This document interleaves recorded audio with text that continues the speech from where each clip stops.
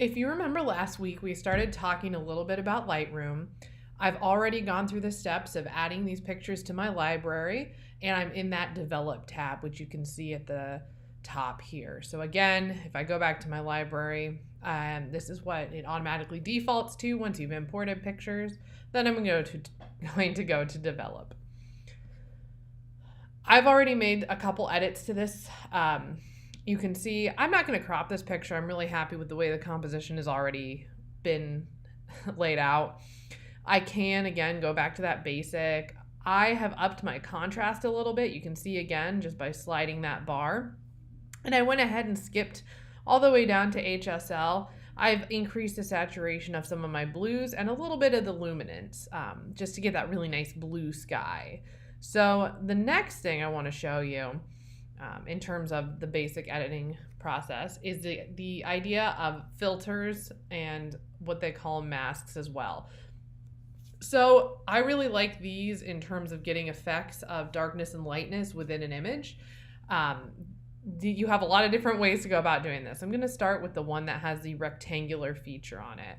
So we talked a little bit about this in Photoshop, but again, I think this is just a little bit easier to handle in Lightroom. So what I'm gonna do, I'm going to have a horizontal filter here. I'm gonna move, I kind of have this off center here. I want this center point to be more, let's say at that middle top of the lighthouse.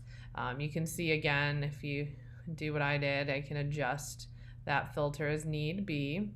And what I can do within this filter, again, they call it, it's also a mask. I can actually say I increase the exposure. I can make part of the sky lighter. I could make, which I don't really like, I could maybe make some of that sky a little bit darker at the top. And you'll see by moving that center point, by dropping and dragging, I affect how much of the sky is changed.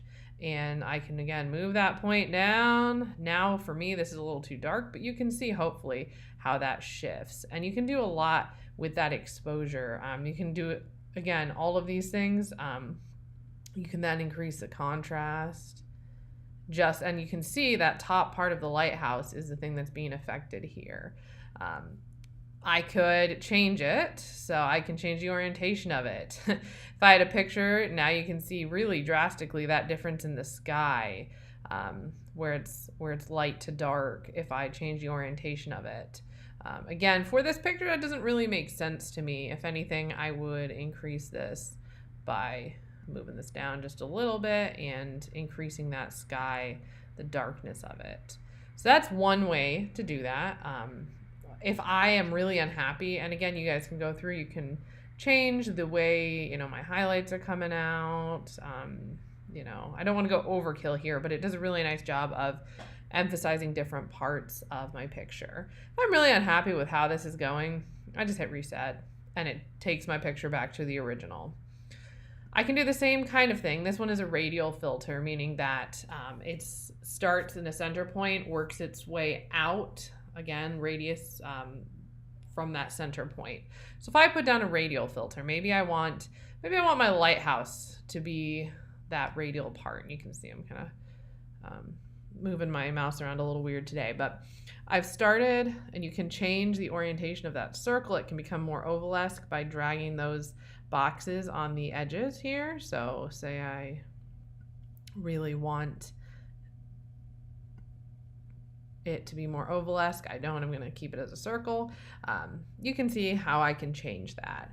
Again, I'm going to play around with the exposure first. Everything around that lighthouse is going to get darker. So the nice thing about the radial filter in Lightroom is that I can really, really emphasize my focal point by using those filters. This is a little dark for me. I'm going to bump that up just a hair. Again, I can walk through the steps. I could increase the contrast or decrease the contrast. I'm going to increase it just a hair. I don't have too many highlights, so I'm not going to play that up too much. I'll play that down a little bit. My shadows, I might work to bring those out just a hair. if my image, I can work to try and reduce some of the noise by sliding this around. Again, it never really takes it away, but it does aid in that. Saturation is a good one. So if I want everything to get really saturated around my image, I can slide it like so, or desaturated, you know, again, take it into that black and white, and you can see how I have just a hair of that sky color and the rest is a black and white. So that's kind of a neat effect. Maybe I'll leave it like that, where I have just a hair of color within that radial circle. And I'm gonna hit return, and you can see where I have that pin.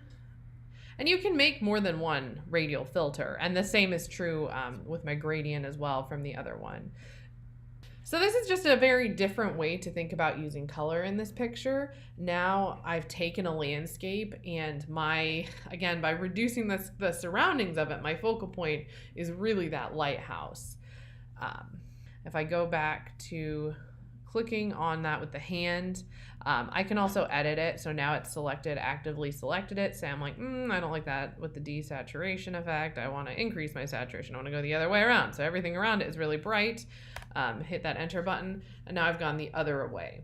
And this is really fun to start to see what you guys bring to the table with this. So this is a really great way. I actually really like this effect where we have just a tiny bit of color. And normally I'm the other way around. I'm very much into bold, intense, bright colors, but this is just a different effect that we have.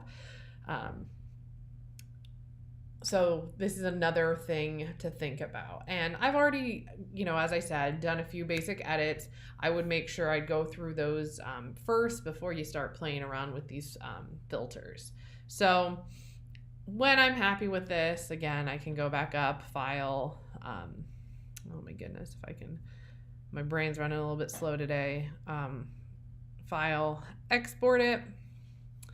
And again, I'm gonna leave it on my hard drive, and I don't want it to go to my animals folder. I'm gonna choose a different folder, which is landscape. Save it. I'm gonna name it, I don't know. We'll just name it Lighthouse for now. Lighthouse, black and white fade. And then I'm gonna export it. Again, I can look at how large my file size is. Right now it's 8 by 10 at 300 because I've already automatically resized it. If I don't, it won't resize it, but I'm gonna leave it at that. Then I can hit export, and now I'll have that image saved. So